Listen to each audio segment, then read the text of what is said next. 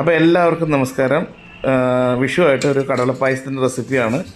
കടല 1 കിലോ കടല എടുത്തിട്ടുണ്ട്. നന്നായിട്ട് വേവിച്ചതിന് ശേഷം ശർക്കര 1 കിലോ എടുത്തിട്ട് അത് നന്നായിട്ട് കുക്ക് ചെയ്ത് നൂൽ പരുവത്തിലേക്ക് ആക്കുക.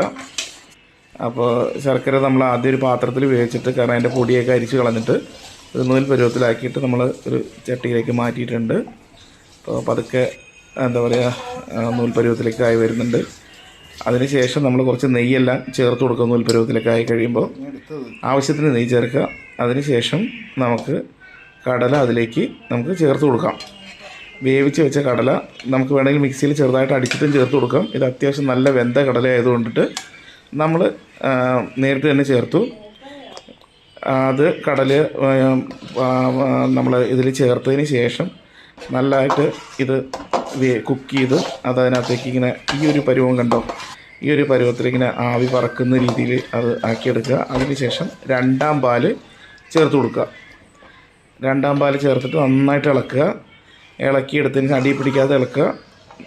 ഇതിൻ്റെ ഒരു കളറുണ്ട്, ഈ കളറൊക്കെ ആവണ ഒരു ബ്രൗൺ കളറൊക്കെ ആവും. ആ രീതിയിൽ നമ്മൾ ആക്കിയെടുക്കുക. ചൗരി വേവിച്ച് വെച്ചിട്ടുണ്ട്, ചൗരി ആവശ്യത്തിന് ചേർക്കുക. വേവിച്ച് വെച്ച ചൗരി 2-ാം പാല് ചേർത്ത് ഒന്ന് വറ്റിയതിന് ശേഷം ചൗരിയും കൂടെ ചേർത്ത് അതൊക്കെ ഇളക്കി കൊടുക്കുക. അപ്പോൾ ഒരു നല്ലൊരു കട്ടി അതിന് കിട്ടും പായസത്തിന്. എന്നിട്ട് കുറച്ച് സമയം അത് ഇളക്കി കൊടുത്തതിന് ശേഷം നമ്മൾ 1-ാം പാലും കൂടെ ചേർത്ത് കൊടുക്കുക.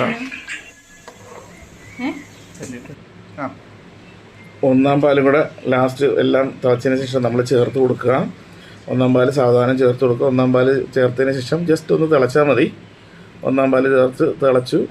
ഇനിയിപ്പോൾ അതിനകത്തേക്ക് ആവശ്യത്തിന് കശുവണ്ടി പരിപ്പും മുന്തിരിയും കൂടെ നമ്മൾ ചേർത്ത് കൊടുക്കുക. നെയ്യിൽ വേവിച്ചിട്ട് ചേർത്ത് കൊടുക്കുക. ഏലക്കായും നമ്മൾ അതിനു മുമ്പേ ചേർത്തിട്ടുണ്ട്. ഏലക്കായ ചേർക്കുന്നത് കാണിച്ചില്ല. നമ്മൾ ഏലക്കായ ഇട്ട് കൊടുത്തിട്ടുണ്ട്. ഒരു 1/2 കിലോ ഇതായതുകൊണ്ട് നമ്മളൊരു 10 ഏലക്കായ, 10 മേലെ ഏലക്കായ ചേർത്തിട്ടുണ്ട്. നെയ്യിൽ വേവിച്ചതിന് ശേഷം ഇത് നമ്മുടെ അണ്ടിപ്പരിപ്പും മുന്തിരിയും കൂടെ ചേർത്ത് കൊടുക്കുന്നു. അടിപൊളി കടലപ്പായസമാണ്.